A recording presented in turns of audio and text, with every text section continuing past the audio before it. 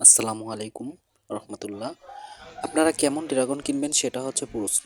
তো আপনারা আসলে বাজারে অনেক বড় ধরনের ড্রাগন দেখতে পান, ওগুলো আসলে কেনা উচিত না এবং ওটার ভিতরে বিভিন্ন রকমের মানে ফরমালিন অথবা মেডিসিন থাকে, যেটা খাইলে আপনার শরীরের জন্য অনেক ক্ষতিকর। এমন আমার এই যে ড্রাগন দেখাইতেছি, এটা হচ্ছে একটি ছোট এবং সুন্দর ভালো ফরমালিন মুক্ত ড্রাগন।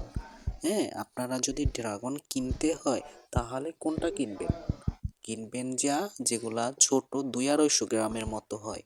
হুম, লাল আছে কড়া, এক কালার করা লাল, সেটা কিনলেও সমস্যা না। তো এই উপরের ছোলার অংশে কিছু স্বাদ মানে কিছু যেমন সবুজ হালকা লাল, এমনটা কিনতে পারলে বেশি ভালো। তো এক কালারের ছোট লাল, হ্যাঁ, 200-250 গ্রাম, 1 কেজিতে 4টা অথবা 3টে ওঠে, 3টার উপরে যেটা 1 কেজিতে একটা ওঠে, 2টা ওঠে, এমন বড়গুলো কিনবেন না।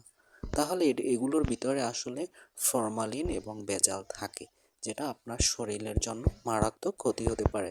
দেখেন কালারটা কত সুন্দর, অসাধারণ।